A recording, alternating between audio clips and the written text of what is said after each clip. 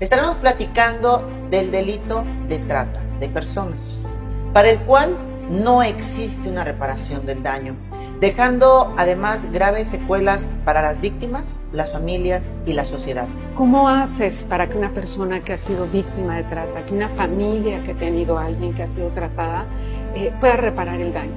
¿Cómo reviertes el tiempo, cómo reviertes la vida, cómo reviertes los golpes, las condiciones, lo vivido? Dice Quintana Roo, primer lugar en trata de personas y violación. Este encabezado es un encabezado que sacude. Me parece que es verdaderamente alarmante y digno de poner a la vista de la gente y a la vista de la sociedad, como lo hacemos en este programa, este tema tan sensible. Pero en Quintana Roo en particular hemos visto muchas situaciones en menores, en niños, en los bares, vendiendo a altas horas de la noche. Y en los números, cuando busca unos números estadísticos para citar como fuente, están totalmente fuera de proporción.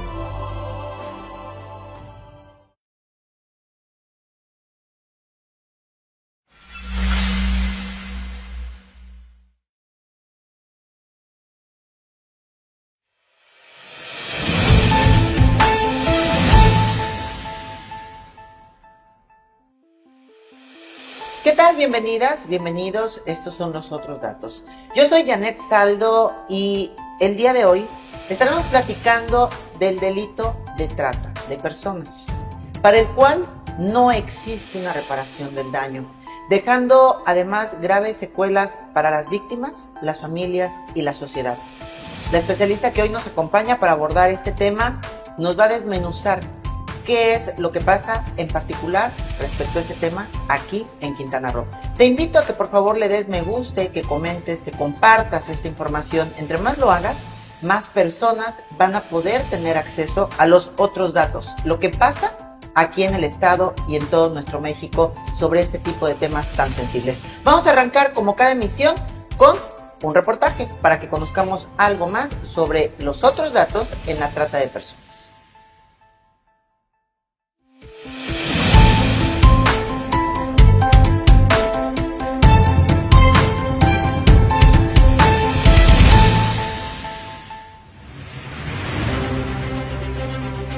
La trata de personas es un problema serio y en constante crecimiento en México, con un aumento alarmante en su incidencia delictiva.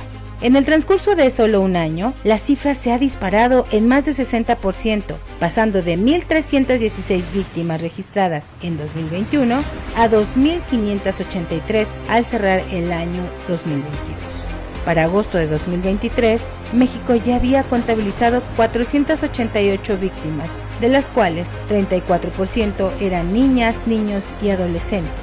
El Secretariado Ejecutivo del Sistema Nacional de Seguridad Pública informa que las entidades con mayores reportes de tráfico y tránsito son Veracruz, Tlaxcala, Estado de México, Ciudad de México, Puebla, Quintana Roo, Villahermosa, Chiapas, Zacatecas, todas con un incremento significativo año tras año.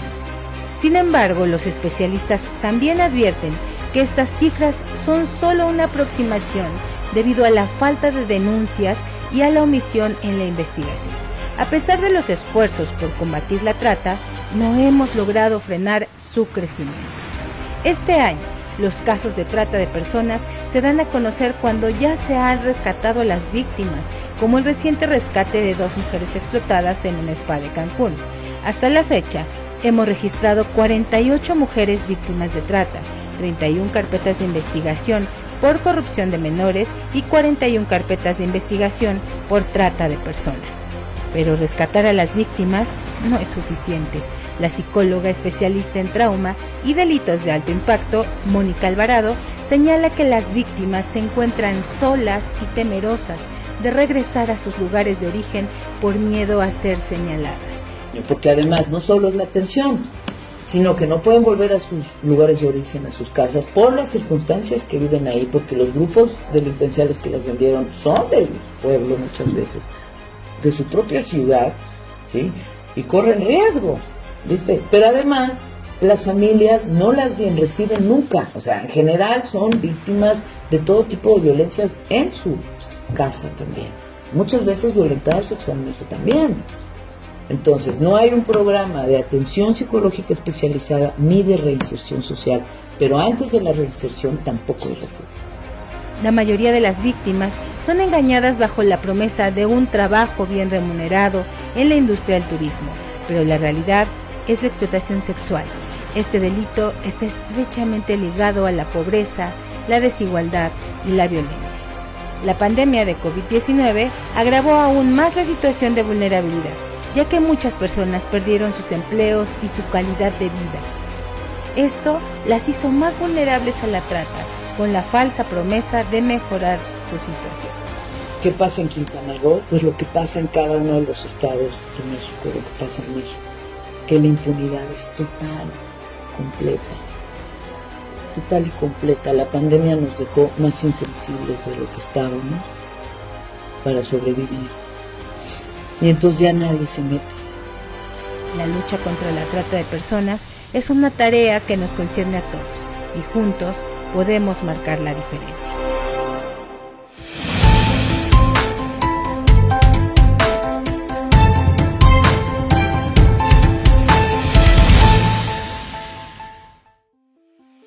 Gracias por quedarte con nosotros este miércoles. Es un gusto poderte saludar nuevamente.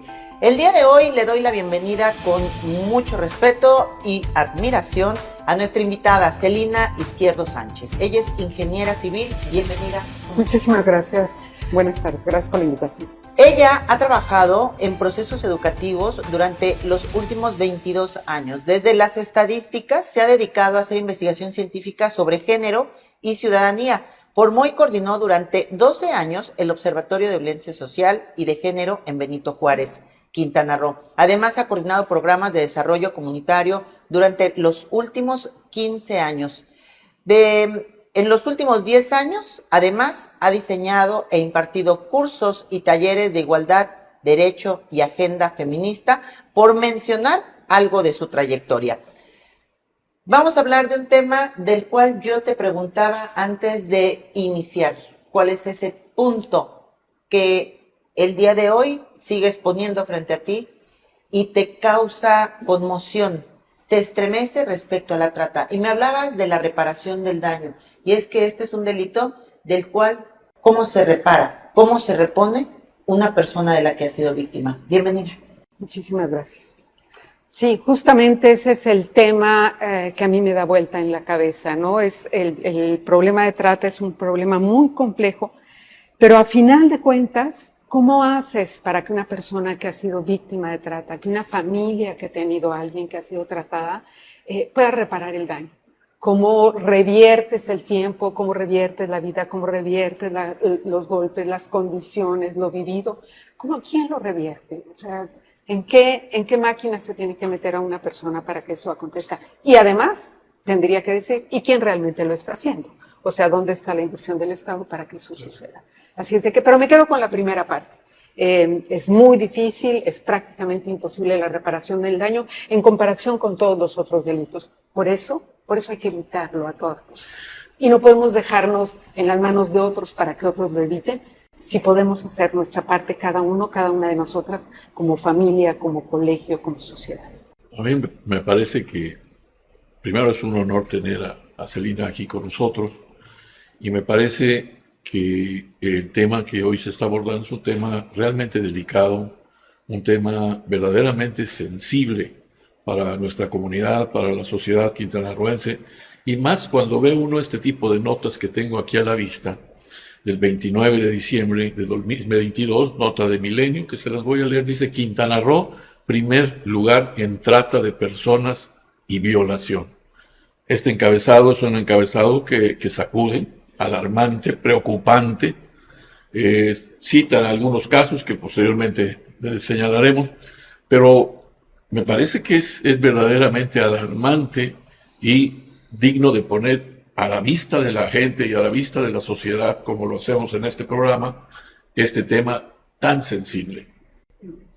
Y además desde una óptica que a mí me llama y me motiva mucho hoy, Nedly, que es el cómo podemos participar todos en su prevención. Primero que nada, Celina, ¿qué es la trata?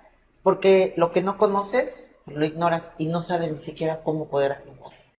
Eso está muy bien abordarlo desde el principio, porque si hablamos de trata, inmediatamente pensamos en mujeres, en niñas, en prostitución. O sea, como que esa es la idea de trata.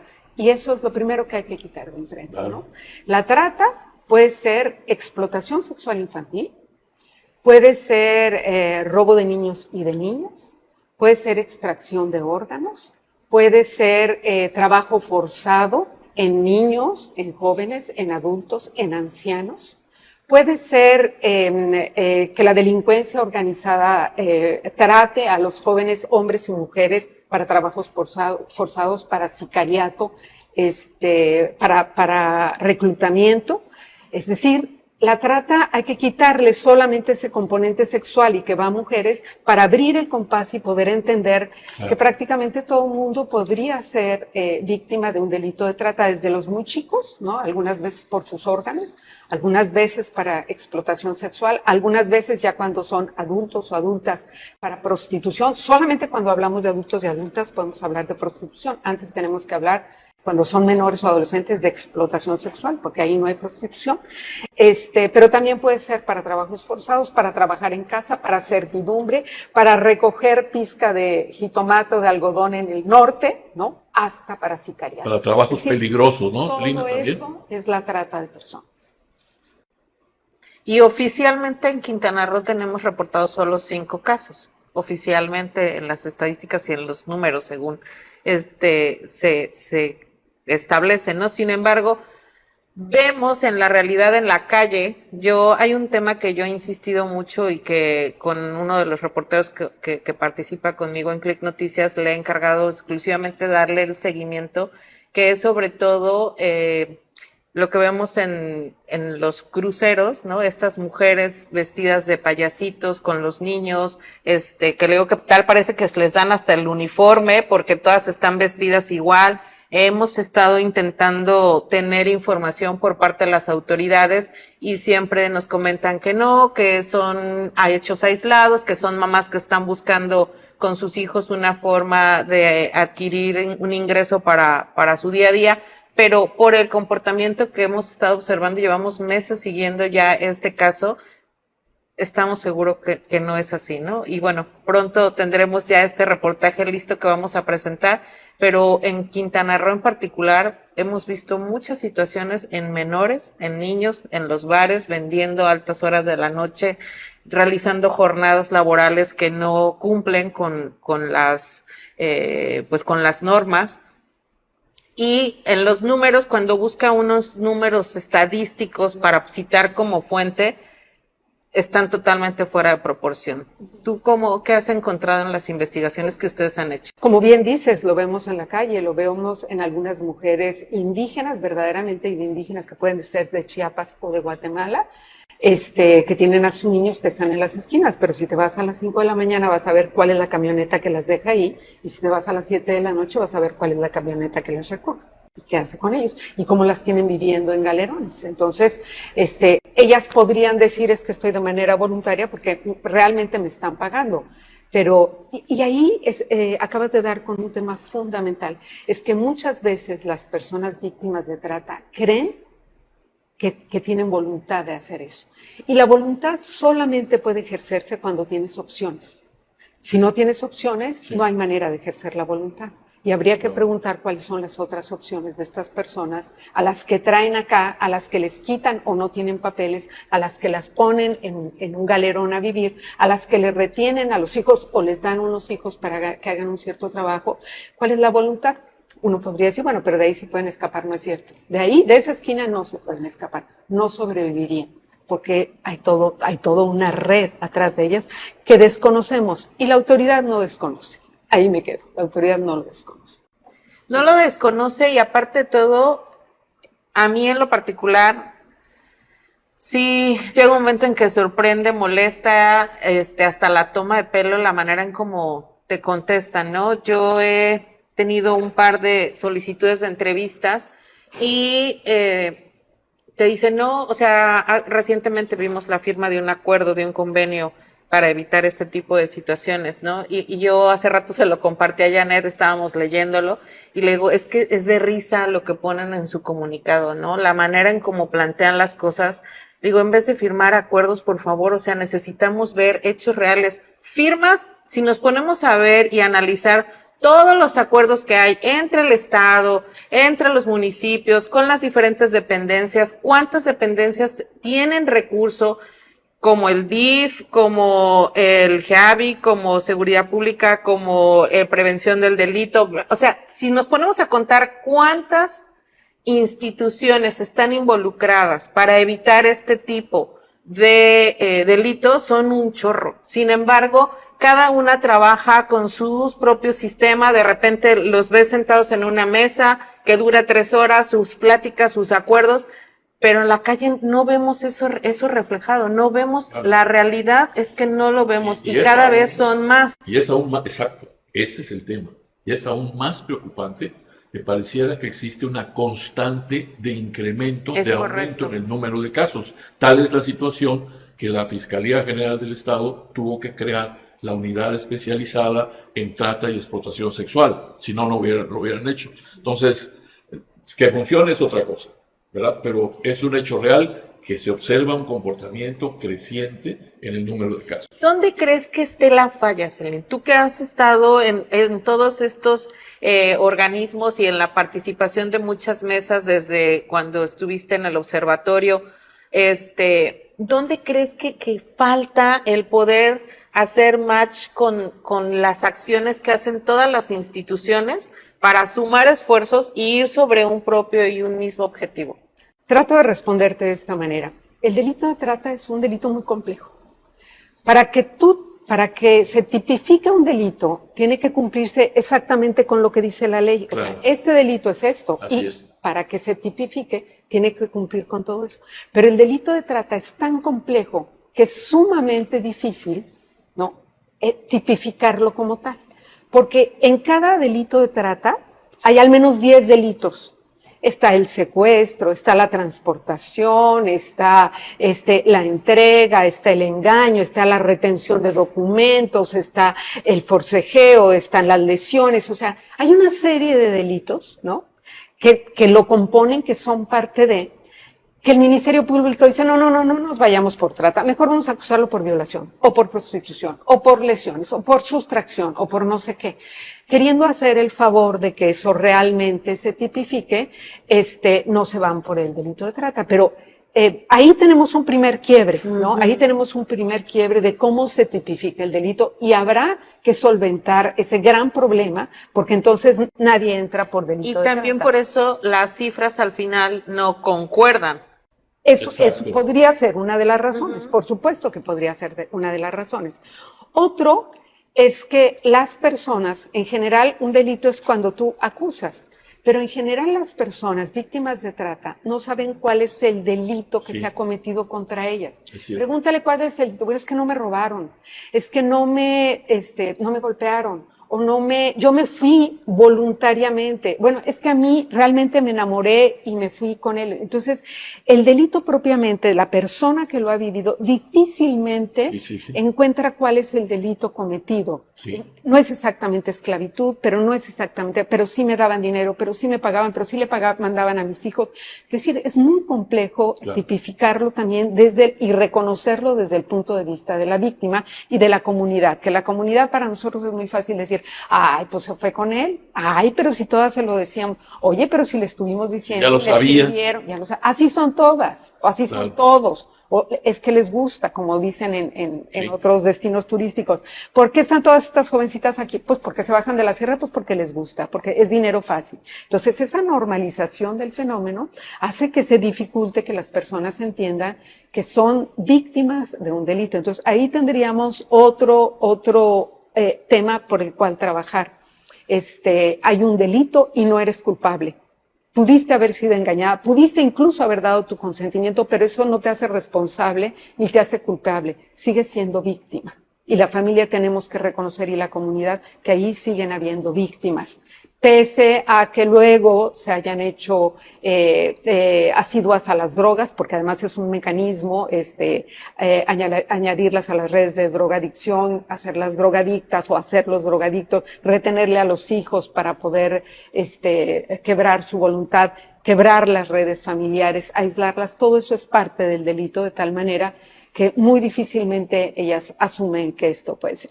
Otra es que es un delito. Mira, todos los delitos han evolucionado con la tecnología, pero mucho más. Este es dificilísimo. ¿Por qué? Porque un tratante puede tener solo un celular. Sí. Y con un celular cooptar a una niña y entregarla, o a un niño, ojo, me remito a las niñas, pero no necesariamente. Claro. O a un niño y entregarlo, es decir, yo nada más lo coopté y lo entregué. Es un eslabón aislado de una cadena, ¿no? De una cadena, él tampoco conoce solo a quien se le entregó y no sabe lo demás. Entonces, un delito que muta como un virus, ¿no? Que hoy es de una manera, pero luego se comporta de otra, pero cuando encuentras esto ya no se encuentras lo que sigue.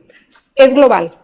O sea, puede ser alguien que solamente tenga un celular, pero puede ser una cadena. En general creemos que es una cadena. A veces no es así, por eso no hay que tener miedo. Perdón, fíjate que ahorita que estás tocando el tema del celular, yo le platicaba a Nes el otro día de un caso que se ha vuelto ya muy común.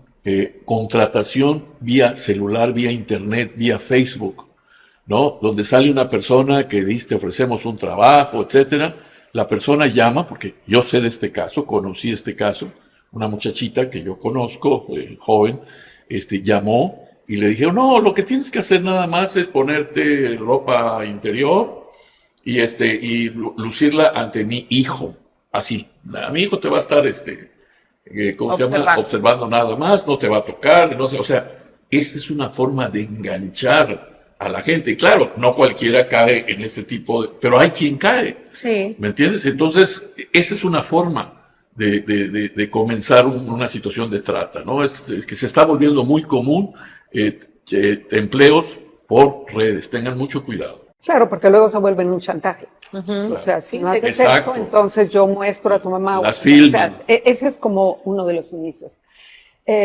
Lo que también quería decir es que puede ser un delito global. O sea, quien está cooptando, puede estar hoy en donde quieras. En cualquier parte de América Latina, de España, de Europa, de Asia, de África, puede estar teniendo esa conversación con esta persona. O sea, puede ser en cualquier lugar del mundo, como puede ser en el sur o en el norte de la ciudad. Es que era un número local, un número de aquí de la ciudad. Eso no es ningún problema. Y le dijeron una dirección en una de las calles de Cancún. La citaron en una de las calles de Cancún. Hay un dato del Instituto Belisario Domínguez del Senado de la República, Mirada Legislativa, agosto 2022, el número 220, y escuchen este dato.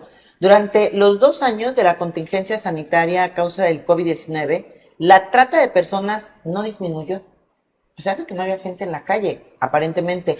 Por el contrario, el número de víctimas incrementó en todas las entidades del país, haciendo evidente la urgencia de establecer acciones más decisivas y efectivas para impedir que este delito siga victimizando a la población, en especial a las niñas, niños y adolescentes, que durante ese tiempo rebasaron en conjunto a las víctimas de trata de 18 años de edad o más grande. Sí. Estos son datos de la Comisión Nacional de los Derechos Humanos, y a mí me gustaría que nos platicaras desde ese dato, Celina, ¿cómo se puede prevenir?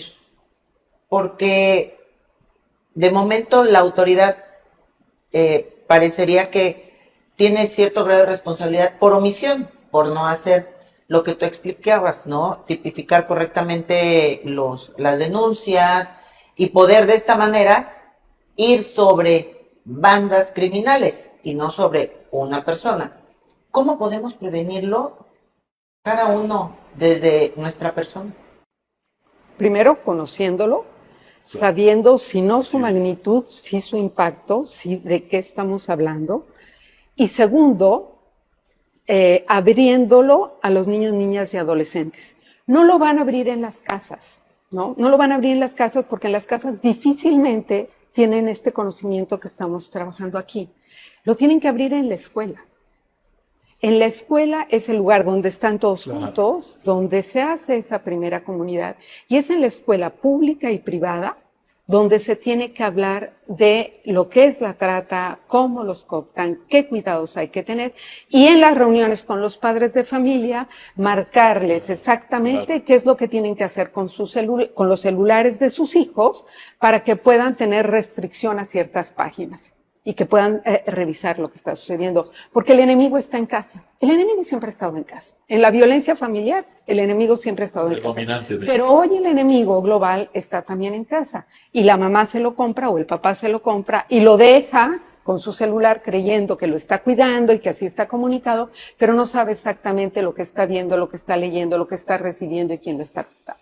Y hay un momento de la vida de los niños y de las niñas en que les interesa mucho relacionarse, en que su autoestima se está formando y si alguien le dices que estás muy precioso, además eres muy inteligente y juegas muy bien fútbol, yo te voy a conectar con la línea no sé qué, entonces ya estamos en un camino muy, muy peligroso que difícilmente va a tener marcha atrás porque él va a querer ir hacia allá y los papás difícilmente van a decir, no, no vayas porque mira. Entonces, esto tiene que ser un tema de la Secretaría de Educación y voy a hablar solamente del Estado para no irme al país y al mundo, pero la Secretaría del Estado, de Educación del Estado tiene que tomar cartas inmediatas en el asunto para poner límites dentro de estos peligros que hay. Y ahí ECPAT, no sé si es al convenio que te referías, ECPAT es una organización que tiene todas las credenciales, ¿no? Para prevenir la trata, sobre todo de niños, niñas y adolescentes. ¿Cómo se llama? Se llama ECPAT, es una organización que se llama ECPAT, perdóname que no me sepa qué significa, pero lo podemos buscar. Y tiene todas las credenciales para tratar con niños y niñas en las escuelas estos temas. Me parece que hay que abrirles las puertas, porque lo que podemos hacer como comunidad, además de lo que están haciendo ustedes como medios de comunicación, es prevenir.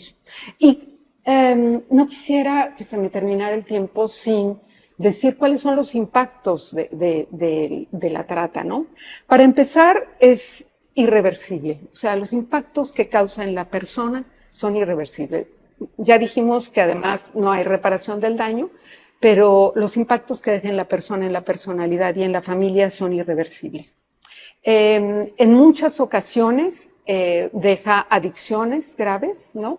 Deja ausencias en las familias, las personas sufren trastornos de por vida, pero es importante saber que en nuestro estado, hace unos días, no más de un mes, hubo 2 bares en los que entraron y encontraron jóvenes víctimas de trata, así lo dijo el periódico, y eran mujeres sobre todo y menores de edad. Mi pregunta es, ¿y dónde está el refugio a donde van estas personas, ¿no? a protegerse? Esto es muy importante, porque si por ser menores las van a llevar al DIF, al CAT, estamos teniendo un problema gravísimo. Y tengo sospechas de que eso está sucediendo. Habría que aclarar que efectivamente, habría que demostrar que no las están llevando ahí, porque ahí hay niños y niñas de otro perfil y con otro tipo de problemas. Y meter, ¿no? Totalmente diferentes, ¿no? Sí, es como meter digamos, a un delincuente mayor con uno fuera común. Entonces, habría que preguntar a la autoridad, dentro de las preguntas que ustedes hacen, ¿dónde está el centro especializado que protege a las personas que han sido encontradas en las cuales ha habido delito de trata? Porque sería muy importante saber cuál es el tratamiento que le estás dando. Las personas víctimas de trata, si han sido víctimas de una cadena delictiva, están en un riesgo tremendo, porque ustedes bien saben que es dificilísimo zafarte de esta cadena delictiva, ¿no? Porque se pone en peligro todo. Entonces, ellas y ellos siempre están en peligro de muerte. Celina, ¿dónde las protegen? Vamos a ir a un corte para continuar platicando de este tema. Hablemos de estos acuerdos que allá hay en el Estado. ¿Qué tanto realmente se traducen en una reducción significativa en este delito, en la comisión de este delito aquí en Quintana Roo? Este delito que afecta a México y a todo el mundo está considerado como uno de los que más dinero genera a nivel mundial. Así es que quédate con nosotros. Antes te invito, por favor, nuevamente, comparte, comenta y pues déjanos algún tema que te interese que abordemos en Los Otros Datos, un programa diseñado, pensado, creado para exactamente abordar un periodismo veraz para todo Quintana Roo y todo México.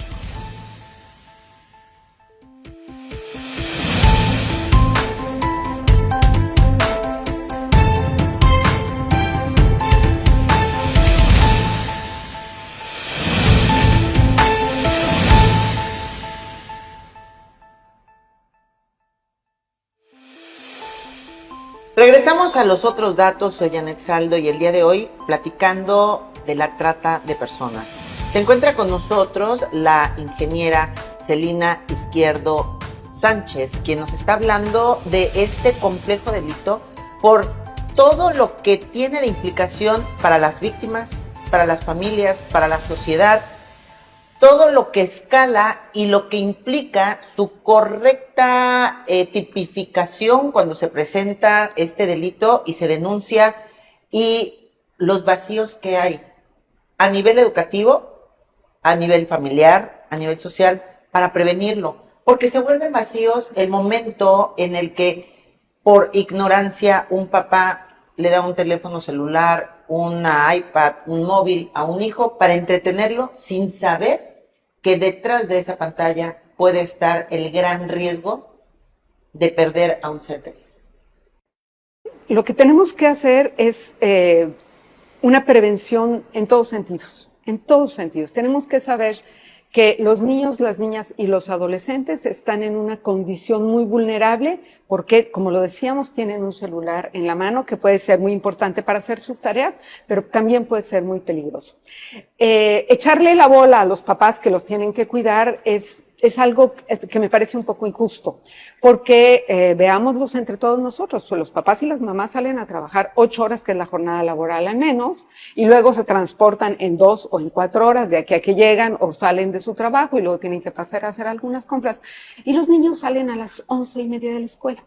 Entonces, de las 11:30 a las 5, 6, 7, 8 que llegan los papás, ¿quiénes los cuidan? Y no solamente en temas de su seguridad, sino de su alimentación, de su cuidado emocional, de su cuidado físico y, por supuesto, de las comunicaciones que tienen. Entonces, estamos teniendo una condición de enorme vulnerabilidad para niños, niñas y adolescentes que tenemos que cuidar, es decir, a la que tenemos que darle la cara en todos los sentidos.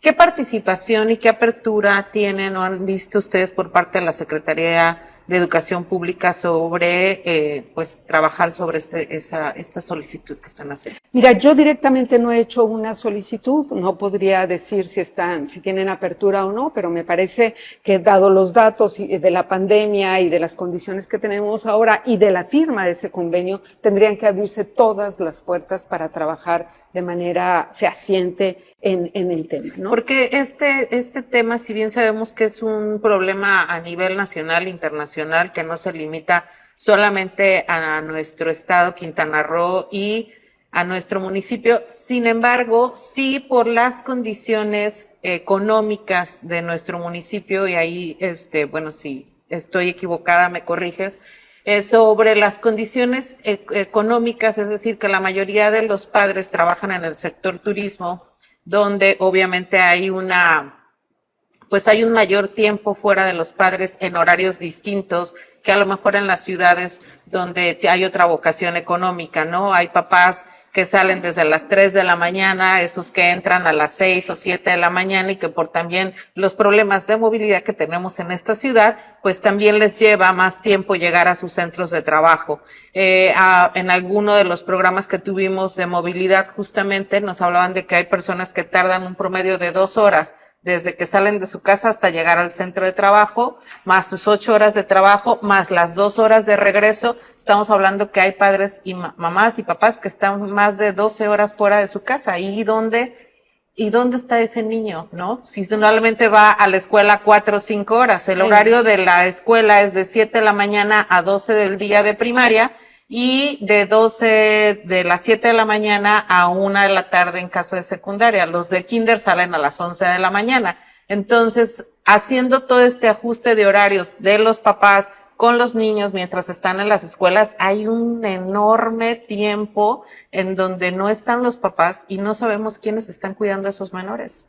Acabas de dar el punto porque esto nos permite aterrizar en Quintana Roo. En Quintana Roo, donde el sector turístico ya no nada más es el norte, sino que se ha ido al centro y ahora se ha ido al sur. Y el turismo es una industria profundamente feminizada.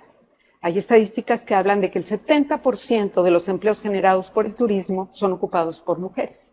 no son como otras empresas o como otras industrias. Entonces, todas esas mujeres que vienen a trabajar al sector turístico y que no tienen una suplencia en su casa, que esa suplencia la debiera hacer el Estado, a la hora que jalas a la fuerza laboral a una empresa, quien suple los cuidados dentro de la casa. Esa suplencia la debiera hacer el Estado, vía escuela o vía centros comunitarios, pero como no tienes quien la supla, entonces quedan los niños solas o los adolescentes en la casa, ¿no? A la voluntad de cualquiera. Fíjense que yo sé de un caso de una persona, posiblemente sea una gente que, como tú señalas, que trabaja en la actividad turística, pero es una persona que deja a su hijito con una perrita pitbull, muy brava, por cierto, en un vecindario donde conviven con otras personas. Y les puedo asegurar que este caso se replica en muchos casos. O sea, madres, jefas de familia, así se les llama ahora, que están en estas circunstancias, que dejan o tienen que dejar a los hijos en estas circunstancias, ¿no? Dejan a la criatura sola con un animalito.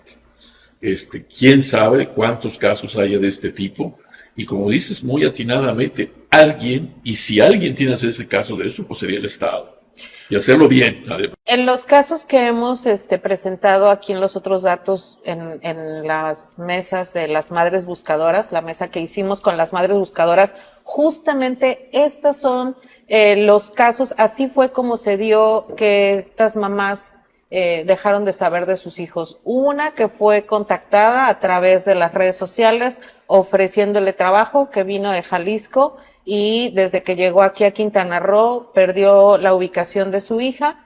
Otro, como el que estás comentando, Augusto, ¿no? Que la mamá sale, deja al hijo solamente con una mascota, y el niño tiene problemas, está con problemas de sus facultades mentales, se salió y el niño hasta hoy ya lleva 6 meses desaparecido. Y entonces todos los casos de las personas desaparecidas de alguna manera están enmarcadas en esta situación de la que estamos platicando, ¿no? Donde hay una ausencia de la supervisión de un adulto, del cuidado de un mayor sobre un menor. Y el turismo influye en el tema también de otra manera. El sector turístico es un sector muy proclive a las trata de personas, pero mucho. Sí. Es decir, porque hay hoteles, porque hay Airbnb, porque hay lugares, porque es muy fácil que entre una persona con otra y que rente un lugar y que luego uno se salga y no sabes de dónde viene y hay mucho movimiento y en el aeropuerto no hay, o sea, y eso lo dice la Secretaría de Turismo, por eso nos mandó a hacer un estudio sobre trata de personas en los destinos turísticos, porque el turismo, digamos, no es como otras industrias. En el turismo tienes todas las vías, todos los canales, la transportación, la habilitación, todo para que esté muy relacionado con la trata. Aquí, ¿qué tiene que hacer? Y esto no debemos dejar de decirlo en el destino en el que vivimos. Aquí, el trabajador o trabajadora de la industria turística que tenga la percepción de que alguien viene acompañado por otra persona y que no necesariamente sea su familiar o que puede estar en esta condición, lo que tiene que hacer valientemente son 5 cosas. Una es observar. Otra es decirle que en México hay una legislación. Tercera es tomar los datos, foto, hora, placas, hora de salida, hora de entrada, de dónde proviene, hacia dónde va, o sea, datos que puedan servir. Cuarta, dar aviso, ¿no?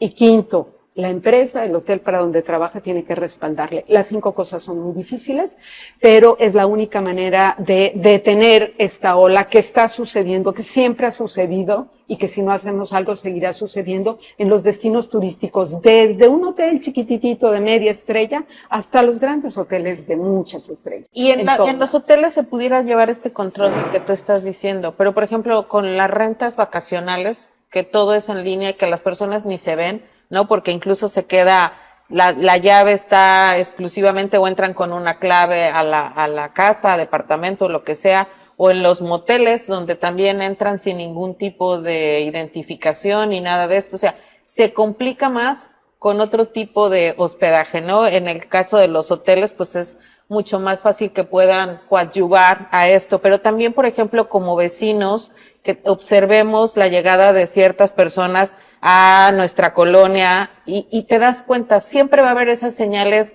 de que hay algo raro, de que algo está pasando ahí. Pero a la mayoría de la gente le da miedo denunciar. ¿Por qué? Porque dicen, yo no me quiero meter en problemas, yo no quiero al rato tener un problema con esta persona y luego quién sabe a qué se dediquen y nos entra mucho miedo. ¿Qué mensaje le darías tú a la ciudadanía en ese sentido? Si te pones a pensar en el impacto para esa persona que pudiera estar siendo víctima de trata para toda su vida y para toda su generación, si te pudieras a pensar que puede ser tu hijo o tu hija o tu sobrino o un ser querido, es probable que actúes de manera diferente. O sea, este es un llamado a la conciencia de que si dejamos que le suceda a los otros, es muy probable que nos suceda a nosotros. Entonces, ahí habría que preguntar qué estás dispuesta o qué querrías que hicieran otras personas si un ser querido tuyo estuviera en esa circunstancia, ¿no? Si alguien hubiera visto a mi hija allá entrar a algún lugar o a mi hijo entrar a algún lugar, ¿qué hubiera pedido yo que la vecina hiciera para que yo pudiera encontrarlo? Es ahí donde tendríamos que movernos, ¿no? No quisiera dejar de decir algo muy importante que me parece que redondea en esta pregunta de qué hacemos. Es que no se castiga a quien se beneficia de la trata. ¿No? ¿Por qué hay trata? Pues porque hay alguien que se beneficia. Y ese que se beneficia no recibe ninguna sanción. Pues Por eso es un delito perfecto. Aquí tengo algo que confirma lo que está señalando. Fíjense, dice, esto es de Quintana Roo. Mi mamá vendía mi cuerpo a señores, sobreviviente de trata de personas en Cancún, Quintana Roo. Y dice, Marisol contó el reportaje El infierno de la trata de personas en Quintana Roo, que despierta, que a los 8 años de edad escapó de su casa debido a que su mamá le ofrecía a hombres mayores. En los últimos meses, autoridades de Quintana Roo interceptaron un chat que servía de catálogo en el que tratantes de personas ofrecían a niñas y niños a sus clientes. En el reportaje El infierno de la trata de personas en Quintana Roo, transmitido en Despierta, Marisol, víctima de trata de personas, quien cumpliría 25 años en septiembre, contó a Daniel de Iturbide que a los 8 años de edad escapó de su casa debido a que su mamá le ofrecía a hombres mayores, muchos de ellos turistas. Dios mío. Fíjate que ahorita que comenta eso, otro dato del reporte global sobre trata de personas de la edición 2020, muy aproximado, dice que a partir de los datos de este estudio, en 148 países se han identificado 534 diferentes flujos de trata de personas en todo el mundo, encontrándose que las víctimas suelen ser explotadas dentro de zonas geográficamente cercanas al lugar a donde residían y la mayoría son rescatadas en su propio país de origen. Así es que la reflexión que haces de que, pues, como comenta Nedley, si notas algo raro, si ves que llega alguien con conductas que son sospechosas, por eso es tan importante cuando llega una alerta Amber, hay que replicarlas, porque... Tengo algo que decir en relación a eso, fíjate. Todas y todos recibimos muchas alertas Amber e inmediatamente las replicamos, pero eso pone en peligro a la familia y a la persona. Porque ese mismo WhatsApp le llega a otros delincuentes y entonces dicen, yo sé dónde está tu primo, nada más que tienes que darme tanto. Y entonces los grupos delincuenciales empiezan a presionar, ¿no? Entonces, qué valor. Aunque sé que tenemos una autoridad muy débil, lo que hay que hacer es ir ante la autoridad y esperar que la autoridad actúe y no dejar que la autoridad diga, no, vamos a darle 24 horas, 48, porque va a regresar. O sea, apostarse ahí y decir, a mí me sacas una alerta Ámbar o me la sacas porque me la sacas. Pero cuando nosotros posteamos y decimos, es la amiga de mi amigo y este es su teléfono, estamos poniendo en peligro toda la cadena. Entonces, tengamos muchísimo cuidado con cómo difundimos las cosas. Buen comentario, ¿no? Muy buen dato. Siempre hay que presentar, pedir que se emita la alerta Amber. Siempre, te paras ahí, te llamas a los periodistas hasta que te la den. Y entonces sí ya, porque entonces ya ese número está registrado, está resguardado, todo el que se comunique por ahí va a ser seguido y no pones a la familia y a la persona en un grave... Puntualizando, hay que esperarnos a la alerta Amber. No, hay que ir por la alerta Amber desde el minuto 1 y no salir correcto, sí, hasta que esté, perdón, corrijo, tienes razón, hasta que esté la alerta. Sí, okay. Sí, para Perdón que se por la interrupción. No te preocupes. Al contrario, Claro. qué aportación para... Desde luego. Esperamos que nadie de quien nos está viendo hoy Y aunque no tenga nos vean, que vivir esa experiencia. Sí, digo, nadie, ¿no? Pero quienes nos están viendo, ahí está la recomendación, de manera inmediata ir y pedir que se levante una alerta Amber y cuando nos llegue, difundirla, porque a esta persona a lo mejor la puede ver alguien, puede hacer la denuncia y puede ser. ¿Dónde se levanta una alerta Amber, Celina? Ministerio Público. En la Ministerio Fiscalía de Delitos, o sea, en un Ministerio Público. Tienes que ir a un Ministerio Público. Y regreso al punto, quien se beneficia de este delito tiene que tener una sanción de muchos tipos, ¿no? Es decir, estos que siembran en Sinaloa y que llevan familias completas de trata de personas y así cosechan el jitomate, tendríamos que ponerle restricción a los jitomates levantados con personas víctimas de trata y no comprar. O sea, la sociedad tendría que tener restricciones. Estos jóvenes que reciben WhatsApp con fotos de desnudos tendrían que saber que ese es un delito federal y que se pueden ir a la cárcel simplemente por ser beneficiarios de una imagen, ¿no? Sobre todo si es de una menor. O sea, tendríamos que poner también en el foco de quien lo consume, porque alguien puede decir, no, pues a mí me llegó y ya, y yo ni lo repartí, pero nada, ¿no? Está siendo parte de una cadena, está siendo parte de un delito, estás beneficiándote con el dolor de alguien más y necesitas tomar acción. A mí me gustaría, Celina, que nos fuéramos, hemos hablado de los niños, de las niñas, de las adolescentes, de las mujeres, las personas de la tercera edad, porque vemos a tantas personas en las calles que están pidiendo dinero, que están sentadas ya con lesiones, no pueden caminar y es también parte de esta trata. Y que los traen otras personas que sí están en condiciones óptimas y los traen en los cruceros, ¿no? No, deja tú. Yo he visto quienes están, o sea, los llevan en sus sillas de rueda, la persona, no sé qué tipo de parentesco tengan, si es que lo tienen, pero va la persona con algún problema físico en su silla de ruedas y el otro va llevándolo entre los carros para ir pidiendo dinero. Sí. Ahí, incluso el DIF, a quien siempre le echamos la bola, no debiera ser quien actúe. O sea, no es la persona que debe actuar. Ahí tendría que ser un ministerio público que hagan investigación y después canalizar a esas personas a centros de protección para adultos mayores. Pero eso no existe en nuestro estado. O sea, esa es otra, ¿no? O sea, las autoridades operativas, digamos, hacen la chamba, salen, encuentran. ¿A dónde van a llevar a estas personas si no tenemos, en el Estado no tenemos estos centros de protección? Pienso que aunque está el derecho, hay que hacer los derechos operacionales, hay que operarlos. Está el derecho, pero hay que hacerlo que opere. Y hablar de ello es empujar la carreta para que en algún día esos derechos realmente entren en operación para las personas. No, y también ojalá que haya una mejoría sustancial en el sistema judicial mexicano, para que no suelten a esta gente como suele ocurrir por un expediente mal integrado o por estas cosas que suceden con frecuencia, ¿no? Mira que me he resistido una hora para no hablar del tema. Me he resistido porque llegar ahí, efectivamente, tienes la razón. Tenemos un sistema judicial detestable. No hay más que decir. ¿Y en qué lugar dejamos, Celina? Digo, sí a los gobiernos, ¿no? Hace unas semanas aquí en Quintana Roo, con motivo del Día Mundial del Turismo en septiembre, se firmó un convenio con esta asociación ECPAC Internacional.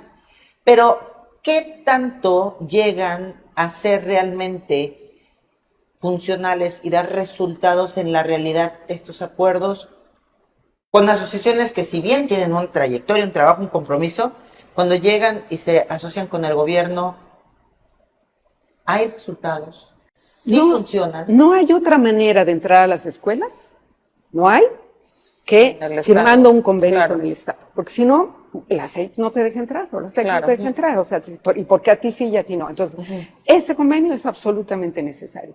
¿Qué hay que hacer? Hay que entrevistarlas, hay que traerlas, hay que conocer la metodología, hay que abrirles camino, porque siendo una gran organización muy probada, lo que tenemos que hacer es abrirle camino. No veo que haya de otra manera. Bueno, pues estamos por cerrar este programa que sí debemos hacer un cambio de pensamiento. Quienes tenemos papás hijos pequeños, pues no dejar a cargo del cuidado de los hijos a un equipo móvil, tener más comunicación, no es privativo de las niñas, de los niños y de los adolescentes. Cualquiera puede ser víctima de trata, una mujer adulta, un hombre adulto, una persona en la tercera edad. Y a mí me gustaría, empezando contigo, Augusto, ¿cuál sería la reflexión con la que te quedas el día de hoy? Bueno, que este continúa siendo un tema muy sensible, muy delicado, al que debiera dársele una mayor atención, un mejor tratamiento que el que se le ha dado hasta el momento, porque yo tengo la impresión de que no se está soslayando, que no hay un compromiso, no observo yo un compromiso real por parte de pues las instituciones a las que le corresponde vigilarlo y evitarlo y combatirlo. No veo claramente, sinceramente, y ya hablamos también del fatal sistema judicial mexicano. Y bueno, y ojalá que las autoridades pues tomen conciencia de esta circunstancia, porque es a través, sin duda, en gran medida a través del sistema, del medio institucional, en el que podría atenderse este tipo de temas, ¿no? Porque si no, va a continuar lastimando seguramente a nuestra comunidad, a nuestra sociedad. Esto va a seguir por mucho tiempo. Yo creo que es el momento ya de decir un hasta aquí, un ya basta, y tratar en lo posible, quizás no se puede evitar completamente, ¿no? Pero cuando menos que se vea que hay el intento, la intención real de combatir. Nesli. Pues yo principalmente invitar a la gente a denunciar, que graben cuando vayan en sus carros y veamos en los cruces a estas personas que están siendo explotadas, grábenlas. Yo trato siempre de grabar, se ve feo, yo sé que esté uno grabándolos y puede uno sentir que está violentando a las personas que están ahí, pero necesitamos ir haciendo este levantamiento y estas denuncias. Si no denunciamos, nunca va a haber acción. Entonces, yo llamo principalmente a la denuncia, que nos quitemos el miedo. Si tenemos un vecino, una niña o algo que está sucediendo en nuestra calle que vemos que no es normal, informémonos cómo puede ser. Nos pueden mandar incluso estos materiales. Yo los invito a que nos lo envíen a estas páginas en donde transmitimos el programa, aquí a los otros datos, para que podamos darle seguimiento periodístico y acompañarlos en su denuncia también. Por favor, ¿con qué cerramos y qué mensaje consideras que es muy importante hoy compartir, Celina, con todo nuestro auditorio? En el cortísimo plazo, en este momento, padres, madres de familia, maestros, comunidad y niños y niñas, fíjate qué responsabilidad tan grande le estamos dando a los niños y las niñas de que se cuiden de la trata, de un delito tan complicado. En el cortísimo plazo tendríamos que hacer eso, hacer toda una capa de protección de madres, padres y comunidad cercana para niños, niñas y adolescentes.